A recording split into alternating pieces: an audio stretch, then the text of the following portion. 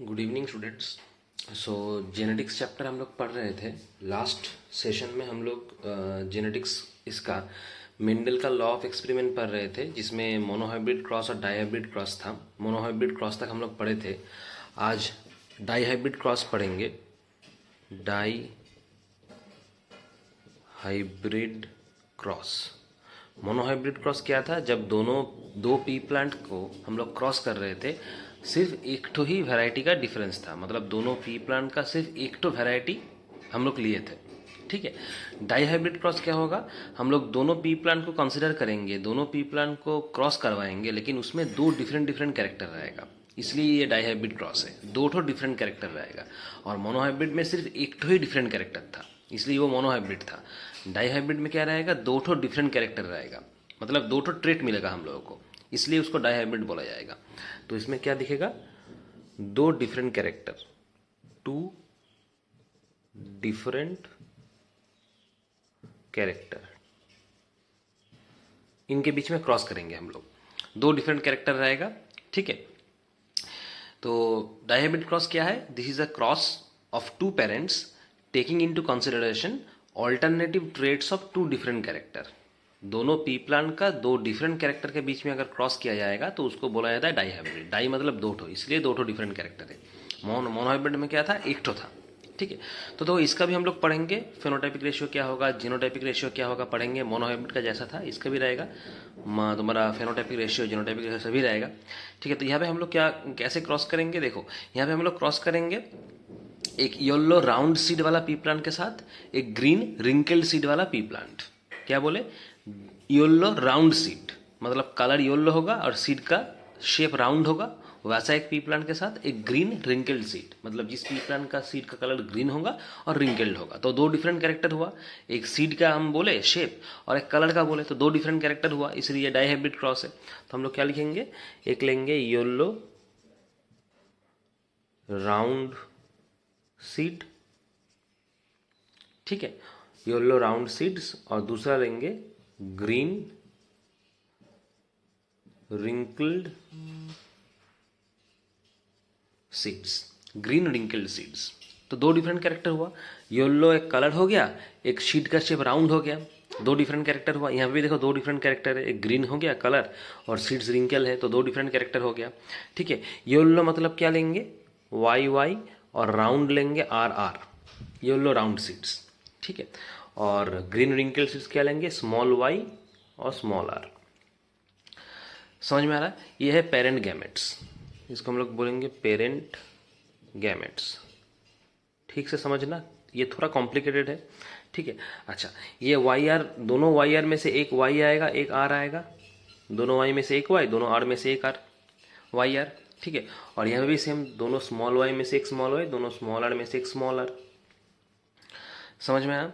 ठीक है। अच्छा, अब यहाँ पे देखो, ये वाला और ये वाला मिलकर क्या होगा? ये दोनों मिलकर क्या होगा? देखो, एक कैपिटल वाई है और एक स्मॉल वाई है, तो एक कैपिटल वाई एक स्मॉल वाई आएगा, एक कैपिटल आर और एक स्मॉल आर, तो एक कैपिटल आर एक स्मॉल आर, ये आएगा। F1 जनरेशन में ये प्रोड्यूस होगा क्रॉस करने में, जो कि हाइब्रिड सीड्स है। ठीक है। लेकिन इनमें येलो राउंड सीड्स और ग्रीन रिंकल सीड्स में जो येलो राउंड सीड है वो डोमिनेंट कैरेक्टर है, लेकिन जो ग्रीन रिंकल सीड है वो इतना मिलता नहीं है, इसलिए ये रिसेसिव कैरेक्टर है। ठीक है। जो हम लोगों को पी प्लांट मिलता है, मैक्सिमम पी प्लांट उसका कलर येलो होता है और राउंड होता है सीड्स। बहुत ही कम पी प्लांट देखा गया है जिसका सीड्स रिंकल्ड है और ग्रीन है, इसलिए ये तुम्हारा येलो राउंड जो है वो डोमिनेंट कैरेक्टर होगा और ग्रीन रिंकल्ड वाला जो है वो रिसेसिव कैरेक्टर है। ठीक है। तो F1 जनरेशन में हम लोग को क्या मिलेगा? ये वाई वाई आर आर वाला सीड मिलेगा, जो कि हाइब्रिड सीड है। समझ में आ रहा है? अच्छा, अगर हम F2 जनरेशन का बात करें तो क्या होगा? F2 जनरेशन हम लोग चार्ट के हिसाब से पढ़ेंगे। तो देखो, ठीक से ध्यान से देखना, ये जो एक वाई आर है और एक स्मॉल वाई स्मॉल आर है। ठीक है। तो हम लोग यहाँ पे चार्ट बनाएंगे। देखो कैसा चार्ट होगा? कैपिटल वाई आर, जो कि ये वाला है, ये वाला येलो राउंड है। ठीक है। और क्या हो सकता है यहाँ पे? इसमें देखो, इसमें क्या क्या पॉसिबल है? ये जो F1 जनरेशन हुआ, इसमें क्या क्या पॉसिबल है? एक ये कैपिटल वाई होगा, ठीक है, एक capital Y small Y capital R small R, तो एक कैपिटल वाई कैपिटल आर हो सकता है, जो कि हम लिखे कैपिटल वाई कैपिटल आर। ठीक है। एक कैपिटल वाई स्मॉल आर हो सकता है, तो एक कैपिटल वाई स्मॉल आर भी लिखेंगे। समझ में आ रहा है? और क्या हो सकता है? एक स्मॉल वाई कैपिटल आर हो सकता है, स्मॉल वाई कैपिटल आर लिखे। और क्या हो सकता है, स्मॉल वाई स्मॉल आर हो सकता है, स्मॉल वाई स्मॉल आर लिखे। तो चारों पॉसिबल हो रहा है। यहाँ से हम लिए कैपिटल वाई कैपिटल आर हो सकता है लिखे, कैपिटल वाई स्मॉल आर हो सकता है वो भी लिखे, स्मॉल वाई कैपिटल आर हो सकता है वो लिखे, स्मॉल वाई स्मॉल आर हो सकता है वो लिखे। चारों पॉसिबिलिटी हो सकता है। और यही चारों पॉसिबिलिटी हम ऐसे लिखेंगे, मतलब ये ऐसे हॉरिजॉन्टली लिखे, ये हम परपेंडिकुलरली लिखेंगे। तो यही लिखेंगे, देखो कैपिटल वाई कैपिटल आर, उसके बाद कैपिटल वाई स्मॉल आर, उसके बाद स्मॉल वाई कैपिटल आर, उसके बाद स्मॉल वाई स्मॉल आर। ठीक है, समझ में आया बात। देखो इसको सर्कल कर दो चारों को। हम लोग मोनोहाइब्रिड में भी किए थे, डाई हाइब्रिड में भी करेंगे। कैसे करेंगे देखो, एक बार इसके साथ ये वाला लिखेंगे, एक बार इसके साथ ये वाला, एक बार इसके साथ ये वाला, एक बार इसके साथ ये वाला, ऐसे ऐसे चलेगा। समझ में आ रहा है। इसको थोड़ा चार्ट के हिसाब से बना लेते हैं।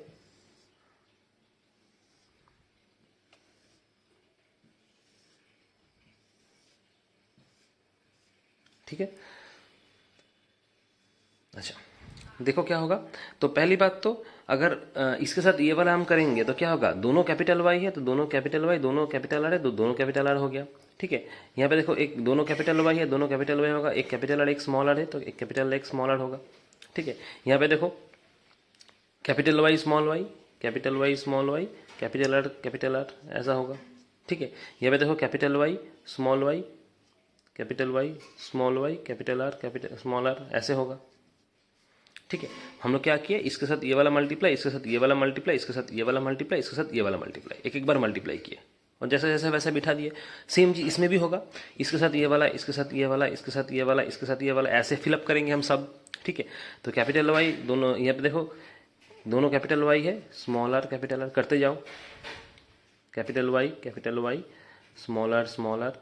ठीक है, उसके बाद capital Y small R capital R, उसके बाद स्मॉल वाई स्मॉल आर, फिर फिलअप करो स्मॉल वाई कैपिटल आर, उसके बाद small Y capital R small R, उसके बाद small Y capital R small Y capital R small R. सिर्फ multiply करते जाओ, small Y small R capital R, small Y capital Y small R, उसके बाद देखो small Y capital R small Y R are. इतना हो गया। ठीक है, देखो अब यहाँ पे हम लोग अगर हम फेनोटाइपिक रेशियो देखेंगे तो क्या होगा, फेनोटाइपिक रेशियो, इसको याद रखो, फेनोटाइपिक रेशियो क्या होगा, ये F2 जनरेशन है, ये वाला generation F2 generation second generation में होगा। तो F2 जनरेशन में तुम्हारा फेनोटाइपिक रेशियो क्या होगा, ठीक से देखना, ये जो कैपिटल वाई कैपिटल आर है ना, दो कैपिटल अगर रहेगा कि दोनों वाई भी कैपिटल आर भी कैपिटल, तो इसको हम लोग क्या बोलेंगे, योलो राउंड। देखो यहाँ पे दिया हुआ योलो राउंड, दोनों कैपिटल वाई कैपिटल आर। और जहाँ पे हम लोगों को यहाँ पे इस चार्ट में जहाँ पे हम लोगों को स्मॉल वाई स्मॉल आर मिलेगा दोनों ही, उसको बोलेंगे ग्रीन रिंकल्ड। ठीक है, अच्छा अगर ऐसा हुआ कि एक कैपिटल वाई मिला, एक स्मॉल वाई मिला और दोनों ही स्मॉल आर मिला, तो हम लोग क्या लिखेंगे, क्या बोले, दोनों कैपिटल वाई और दोनों स्मॉल आर। अगर ये ऐसा मिलेगा तो क्या बोलेंगे, दोनों ही कैपिटल वाई और दोनों ही तुम्हारा स्मॉल आर। तो वो वाला क्या होगा, येलो रिंकल्ड होगा, क्योंकि येलो कैरेक्टर डोमिनेटिंग कैरेक्टर बोले और ग्रीन कैरेक्टर जो रिसेसिव कैरेक्टर बोले, तो उस सबसे वो वाला क्या हो जाएगा, येलो रिंकल्ड हो जाएगा। ठीक है, अगर तुम फेनोटाइपिक रेशियो यहाँ से काउंट करोगे, ये याद रखना, रट के जाना एग्जाम में, फेनोटाइपिक रेशियो तुम्हारा यहाँ पे होगा 9:3:3:1। ठीक है, देखो टोटल कितना है, 1 2 3 4 5 6 7 8 9 10 11 12 13 14 15 16, तो 16 ठो कैरेक्टर, 16 ठो टाइप पॉसिबल हो सकता है F2 जनरेशन में, जिसमें फेनोटाइपिक रेशियो तुम्हारा 9 आएगा, तुम्हारा 3:3:1 ऐसा आएगा। यह है तुम्हारा फेनोटाइपिक रेशियो, याद करके जाना। ये फेनोटाइपिक रेशियो 9:3:3:1। ठीक है, डाई हाइब्रिड क्रॉस का। अगर हम जीनोटाइपिक रेशियो का बात करें, जीनोटाइपिक रेशियो का बात करें तो जीनोटाइपिक रेशियो निकाल नहीं सकते, क्योंकि जीनोटाइपिक रेशियो बहुत ही कॉम्प्लिकेटेड होता है, इसलिए इसको लिखेंगे वेरी कॉम्प्लिकेटेड। जीनोटाइपिक रेशियो निकालना पॉसिबल नहीं है, जीनोटाइपिक रेशियो वेरी कॉम्प्लिकेटेड है, या फिर इसको किसी किसी बुक में वेरी कॉम्प्लेक्स भी लिखा जाता है। कॉम्प्लिकेटेड भी बोल सकते हो, कॉम्प्लेक्स भी बोल सकते हो। ठीक है, तो ये हो गया तुम्हारा डाईहाइब्रिड क्रॉस। मोनोहाइब्रिड क्रॉस तो उस दिन पढ़ा दिए थे, आज हम लोग पढ़ाए डाईहाइब्रिड क्रॉस। ठीक है, तो ये दो ठो करके जाना। स्पेशली पूछेगा तुमको कि रेशियो क्या है, फेनोटाइपिक रेशियो क्या है, जीनोटाइपिक रेशियो क्या है, यही मैक्सिमम पूछता है।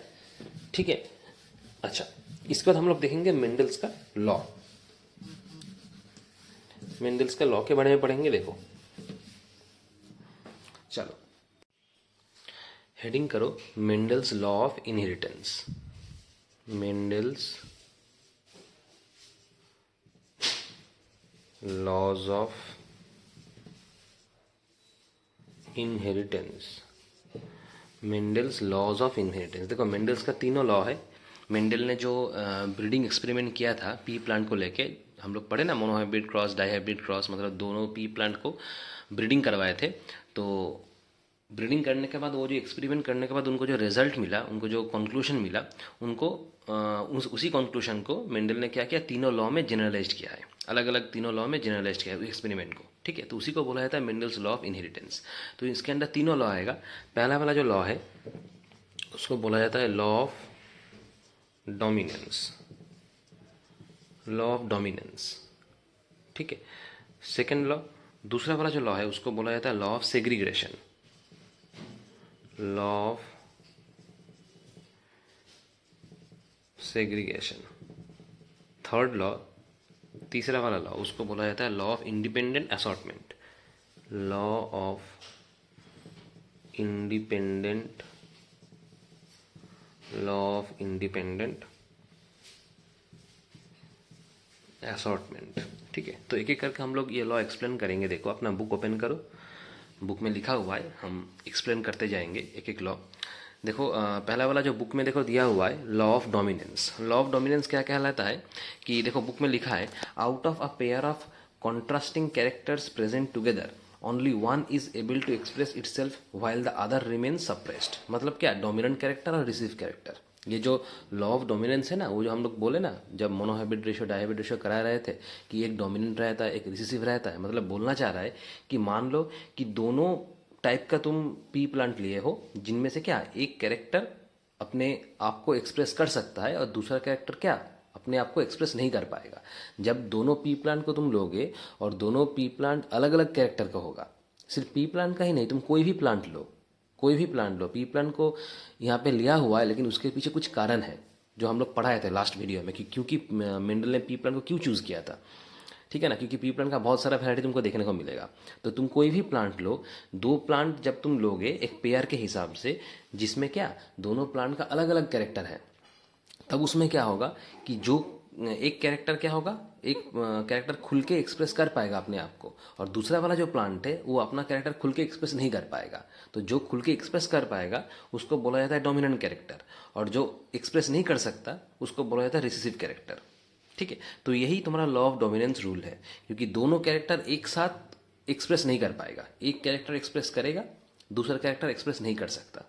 यही रूल है, जो एक्सप्रेस करेगा उसको हम लोग बोलेंगे डोमिनेंट कैरेक्टर, जो एक्सप्रेस नहीं कर पाएगा अपने आप को उसको बोलेंगे रिसेसिव कैरेक्टर। ठीक है, तो ये पहला वाला लॉ है लॉ ऑफ डोमिनेंस। ठीक है, अच्छा दूसरा वाला लॉ क्या है, law of segregation. Law of segregation क्या है, देखो लॉ ऑफ सेग्रीगेशन को बोला जाता है law of purity of gametes. इसका दूसरा नाम क्या है लॉ ऑफ सेग्रीगेशन का, law of purity of gametes. इसको law of purity of gametes भी कहा जाता है।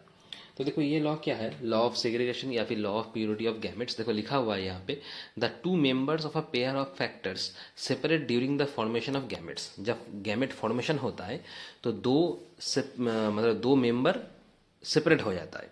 देखो लिखा हुआ है क्या, they do not blend but segregate और सेपरेट इनटू डिफरेंट गैमेट। मतलब जब गैमेट फॉर्मेशन होता है तब पेरेंट से हम लोगों को जो मिलता है, मतलब मेल पार्ट और फीमेल पार्ट, वो दोनों अलग अलग हो जाता है। यही दो फैक्टर है गैमेट फॉर्मेशन के लिए, कि एक मेल पार्ट होगा एक फीमेल पार्ट होगा, तो दोनों अपना अपना अलग अलग हो जाएगा। समझ में आ रहा है, तो यही मेन कैरेक्टर है जो सेपरेट हो जाता है गैमेट फॉर्मेशन के वक्त। देखो लिखा हुआ है, the gametes combined together by random fusion at the time of zygote formation. अब गैमेट से जब जाइगोट फॉर्मेशन होगा तब दोनों क्या होगा, पेयर अप होगा, मेल पार्ट से कुछ आएगा फीमेल पार्ट से कुछ आएगा, और रैंडमली फ्यूज होगा, फ्यूज होकर जाइगोट फॉर्मेशन करेगा। तो मेन रूल क्या है कि जो पेयर होता है मेल पार्ट और फीमेल पार्ट का जो पेयर होगा, गैमेट फॉर्मेशन के वक्त वो क्या सेपरेट हो जाएगा, अलग हो जाएगा, ताकि जो गैमेट फॉर्मेशन होगा वो प्योर हो। इसलिए लिखा हुआ है law of purity of gametes. ठीक है, तो यह है दूसरा लॉ मेंडल का, लॉ ऑफ सेग्रीगेशन मतलब सेपरेट, सेग्रीगेशन मतलब सेपरेट, या फिर law of purity of gamete. तीसरा लॉ है law of independent assortment. Law of independent assortment देखो क्या लिखा है, when there are two pair of character, जब दो पेयर ऑफ कैरेक्टर रहेगा, the distribution of the alleles of one character into the gametes in is independent of the distribution of the alleles of the other character. मतलब दो pair of character जब रहेगा, जब distribute होगा character के बीच में, तो एक कैरेक्टर गैमेट का, एक कैरेक्टर का जो डिस्ट्रीब्यूशन होगा वो दूसरे गैमेट का जो कैरेक्टर है उसके ऊपर डिपेंड नहीं करेगा। ठीक से समझो, जब दो पेयर ऑफ कैरेक्टर रहेगा और जब डिस्ट्रीब्यूशन होगा, कैसे डिस्ट्रीब्यूशन होगा, जब कैरेक्टर का जब डिस्ट्रीब्यूशन होगा गैमेट के अंदर, तो एक गैमेट का जो कैरेक्टर है उसका डिस्ट्रीब्यूशन दूसरे वाले गैमेट का कैरेक्टर से डिस्ट्रीब्यूशन से ऊपर क्या प्रभावित नहीं होगा, वो इंडिपेंडेंट रहेगा। दूसरा वाला गैमेट में कौन सा कैरेक्टर है उसके ऊपर वो डिपेंड नहीं करता है, वो अपने आप से डिस्ट्रीब्यूट होगा। समझ में आ रहा है? इसको बोला जाता है लॉ ऑफ इंडिपेंडेंट असॉर्टमेंट, इसलिए इंडिपेंडेंट वर्ड लिखा हुआ है कि गैमेट का जो एलील का जो डिस्ट्रीब्यूशन होगा, कैरेक्टर का जो डिस्ट्रीब्यूशन होगा, वो दूसरे वाले गैमेट क्या है उसके अंदर कौन सा कैरेक्टर है उसके ऊपर डिपेंड नहीं करेगा। ठीक है, तो ये तीनों लॉ है, बहुत इंपॉर्टेंट है, ये पढ़ के जाओगे तीनों law, law of dominance, law of segregation, law of purity of gametes जिसको बोला जाता है, और तीसरा वाला लॉ है लॉ ऑफ इंडिपेंडेंट असॉर्टमेंट। ठीक है, अब हम लोग पढ़ेंगे ये मेंडल्स का लॉ का एप्लीकेशन क्या है, कहाँ पे ये यूज होता है। देखो एप्लीकेशन लिखा हुआ है, देखो बुक में हम एक्सप्लेन कर रहे हैं एप्लीकेशन क्या है। पहला वाला देखो क्या है, a knowledge of the basic Mendelian principles gives us an idea about the new combinations in the progeny of hybrids and enables us to predict their frequency। मतलब मेंडल ने क्या किया है, मेंडल ने देखो क्या किया था, दोनों अलग अलग कैरेक्टर का पी प्लान को चूज किया था। मोनोहाइब्रिड क्रॉस के लिए जो सिर्फ एक कैरेक्टर डिफरेंट रहेगा और डाइहाइब्रिड क्रॉस के लिए दो कैरेक्टर डिफरेंट होगा। ठीक है, तो ये जो अलग अलग कैरेक्टर लिया था मेंडल ने, उसके बाद उसको दोनों को अगर ब्रीड किए थे, ब्रीड करके क्या अलग अलग पी प्लान मिला था उन लोगों को, अलग अलग कैरेक्टर का पी प्लान मिला था। मतलब क्या है, यहाँ पे कॉम्बिनेशन पॉसिबल है। अगर मेंडलियन प्रिंसिपल का जो नॉलेज है वो हम लोगों को एक क्लियर आइडिया देता है कि नया कॉम्बिनेशन कैसे प्रोड्यूस होता है। दोनों अलग अलग अगर हम कैरेक्टर का प्लांट लेंगे तो दोनों अलग अलग कैरेक्टर का प्लांट को कॉम्बाइन करके हम लोग को कैसा नया कॉम्बिनेशन मिलेगा, कैसा नया कॉम्बिनेशन वाला प्लांट मिलेगा या सीड मिलेगा, वो हम लोगों को नॉलेज मिलता है। मतलब कॉम्बिनेशन का नॉलेज बेसिकली मिलता है हम लोगों को। ठीक है, अच्छा 2 नंबर वाला एप्लीकेशन देखो क्या लिखा हुआ है, such information is of great importance to note and animal breeders for producing new seeds. मतलब अगर कॉम्बिनेशन का कॉन्सेप्ट हम लोग को समझ में आएगा कि कॉम्बिनेशन का कॉन्सेप्ट क्यों आया था, मेंडल ने एक्सपेरिमेंट किया था अलग अलग कैरेक्टर का प्लांट लेके, इसीलिए ये कॉम्बिनेशन वाला कॉन्सेप्ट आया। तो इस कॉम्बिनेशन कॉन्सेप्ट बहुत यूजफुल है नया ब्रीड प्रोड्यूस करने में, नया नया प्लांट का ब्रीड या नया नया एनिमल का ब्रीड प्रोड्यूस करने में ये मेंडल का प्रिंसिपल बहुत इंपॉर्टेंस है। ठीक है, नया ब्रीड प्रोड्यूस करने का, क्योंकि जो ब्रीड पहले से ही है उसी ब्रीड के साथ किसी दूसरा वाला ब्रीड अगर हम क्रॉस करेंगे तो एक नया ब्रीड हम लोग को मिलेगा, कि हो सकता है कि वो जो नया ब्रीड हम लोग को मिला है वो और ज़्यादा अच्छा है। ठीक है, तो कॉम्बिनेशन का जो कॉन्सेप्ट है ये बहुत यूजफुल है मेंडल का प्रिंसिपल से, जो आगे जाके नया ब्रीड प्रोड्यूस करने में हम लोगों को क्या मदद करेगा, चाहे वो प्लांट हो चाहे वो एनिमल हो। ठीक है, अच्छा उसके बाद देखो एप्लीकेशन क्या लिखा हुआ है, new types of plants with new combinations of useful characters can be produced by hybridization. ये हाइब्रिडाइजेशन कॉन्सेप्ट, हाइब्रिडाइजेशन मतलब क्या है, क्रॉस करना। दोनों डिफरेंट टाइप का प्लांट या दोनों डिफरेंट टाइप का अगर तुम कैरेक्टर को क्रॉस करते हो, जो तुम्हें F1 जनरेशन में नया मिलेगा, नया जो प्लांट मिलेगा जिसमें क्या एक अलग कैरेक्टर होगा। मतलब क्या होता है कि दोनों अलग अलग प्लांट को अगर तुम क्रॉस करते हो तो दोनों अलग अलग प्लांट का जो कैरेक्टर है वो तुम्हें, जो हाइब्रिड वाला प्लांट तुम्हें मिलेगा क्रॉस करने के बाद, उसमें तुम्हें वो कैरेक्टर मिलेगा जिसको हम लोग हाइब्रिड कैरेक्टर बोलते हैं। क्यों हाइब्रिड कैरेक्टर क्यों बोलते हैं, क्योंकि उसमें क्या दोनों प्लांट का ही कैरेक्टर मौजूद है, क्योंकि तुम दोनों प्लांट को क्रॉस कर रहे हो, दोनों प्लांट का जो अलग अलग कैरेक्टर है वो क्या नया प्लांट में तुम्हें मिलेगा। तो ये जो प्रोसेस है इसको ही बोला जाता है हाइब्रिडाइजेशन। तो इस हाइब्रिडाइजेशन का कॉन्सेप्ट में हम लोग क्या देखेंगे, क्या नया टाइप का प्लांट हम लोगों को मिलेगा जिसमें और भी बहुत सारा यूजफुल कैरेक्टर मौजूद होगा। ठीक है, तो ये है एप्लीकेशन मेंडल का एक्सपेरिमेंट का। ठीक है, अच्छा उसके बाद हम लोग देखेंगे लास्ट जो टॉपिक है तुम लोगों का सिलेबस का, वो है म्यूटेशन। म्यूटेशन क्या है, म्यूटेशन देखो म्यूटेशन क्या है, म्यूटेशन एक सडन चेंज है। मतलब देखो लिखा हुआ है, mutation is a sudden change in one और मोर जीन्स और इन द नंबर और in the structure of chromosomes. मतलब अगर नंबर ऑफ जीन्स या नंबर ऑफ क्रोमोसोम्स अचानक से बदल जाता है, चेंज हो जाता है, मतलब क्या या बढ़ जाएगा या घट जाएगा, चेंज हो जाएगा, उसको हम लोग म्यूटेशन बोलेंगे।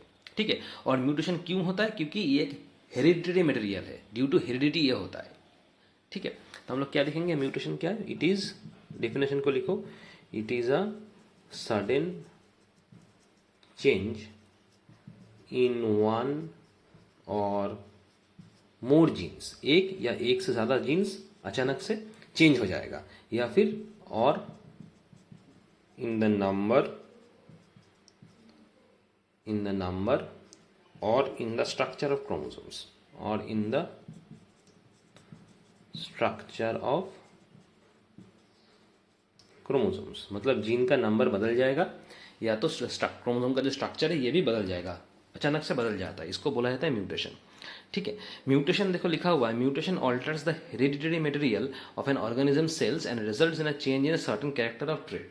मतलब म्यूटेशन के रिजल्ट क्या है, ये जो जीन का जो नंबर है, क्रोमोसोम का जो स्ट्रक्चर है ये अचानक से बदल जाता है। मतलब क्या, जो प्लांट या एनिमल जो ऑर्गेनिज्म होगा उसका भी कैरेक्टर क्या बदल जाएगा, क्योंकि उसके अंदर क्या है, नंबर ऑफ जीन्स या number of chromosome, structure of chromosome बदल जा रहा है ड्यू टू म्यूटेशन। इसके लिए उसका जो कैरेक्टर होगा ये भी पलट जाएगा, मतलब अलग हो जाएगा। ठीक है, अच्छा एग्जाम्पल देखो क्या लिखा हुआ है, दो एग्जाम्पल यहाँ पे लिखा हुआ है म्यूटेशन का, पूछा जाता है कभी कभार। पहला वाला एग्जाम्पल देखो लिखा हुआ है सिकल सेल एनीमिया।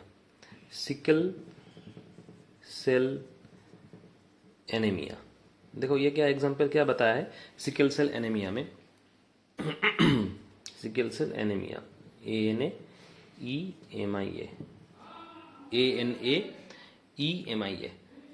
ठीक है, सिकल सेल एनीमिया। देखो इसमें क्या लिखा हुआ है, it is a blood disease caused by a gene mutation. मतलब ये कौन सा डिजीज है, blood disease. Blood disease, sickle cell anaemia is a blood disease caused by gene mutation. The mutation causes change in the DNA resulting in the production of a sickle celled RBCs। मतलब इस mutation की वजह से क्या, blood की वजह से होता है, ब्लड डिजीज है।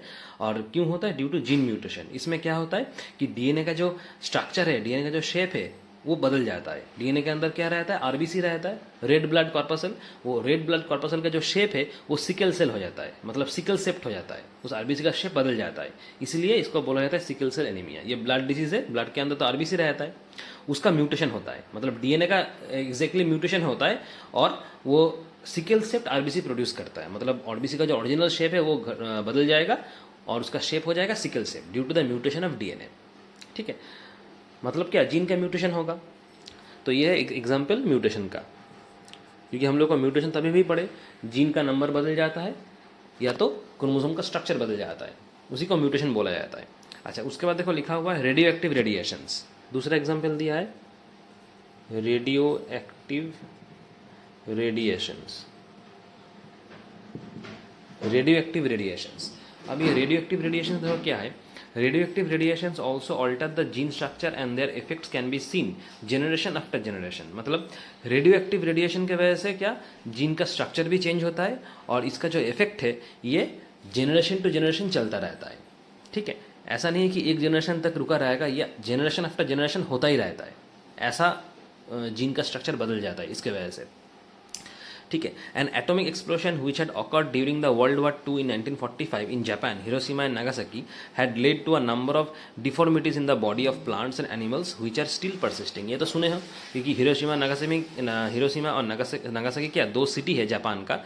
वर्ल्ड वॉर II के वक्त 1945 में क्या एटॉमिक बॉम्ब गिरा दिया गया था वहाँ पे। तो वहाँ पे एटॉमिक बॉम्ब गिरने के बाद क्या होगा, रेडियो एक्टिव एक्सप्लोशन होगा। और रेडियो एक्टिव एक्सप्लोशन क्या, उस वक्त हम लोग जो वहाँ पे जो पॉपुलेशन था, दोनों शहर का जो पॉपुलेशन था, हर एक आदमी के अंदर क्या वो चला गया, रेडियो एक्टिव एक्सप्लोशन की वजह से एटॉमिक बॉम्ब गिरा हुआ था। इसलिए क्या, जनरेशन टू जनरेशन क्या वहाँ पे ये जो रेडियो एक्टिव कैरेक्टर हम लोग जो पढ़ रही है दिख रहा है, अभी भी दिखता है। मतलब इतना भयंकर है ये वाला। ठीक है, तो सोचो वर्ल्ड वॉर II हुआ था 1945 में, 1945, और अभी है 2021। मतलब क्या, अभी भी वहाँ पे जो नया बर्थ होता है, नया जन्म होता है लोगों का, तो उनमें भी क्या ये जो सेल का जो डिफॉर्मिटीज़ ये दिखेगा, क्योंकि ये जनरेशन पे जनरेशन चलता रहता है। क्योंकि वहाँ पे जो लोगों के अंदर जो ये म्यूटेशन हो गया है जीन का, क्रोमोसोम का स्ट्रक्चर का, वो अभी भी एग्जिस्ट करता है। इसलिए जब नया बर्थ फॉर्मेशन होगा, नया कोई पैदा होगा, उसका बॉडी में भी ये सेम दिखने को मिलेगा। ठीक है, तो ये बहुत ही इंपॉर्टेंट है। तो ये है तुम्हारा म्यूटेशन का कॉन्सेप्ट और म्यूटेशन का 2 एग्जाम्पल, ठीक है। तो तुम लोग का चैप्टर यहीं पे ख़त्म है। जेनेटिक्स का और कुछ नहीं दिया हुआ है, जितना भी पार्ट और भी है वो रिड्यूस हो गया है, इसलिए जितना भी सिलेबस में उतना हम पढ़ा दिए। तो ठीक से पढ़ लेना और क्वेश्चन आंसर हम लोग बाद में डिस्कस करेंगे, ठीक है। Thank you.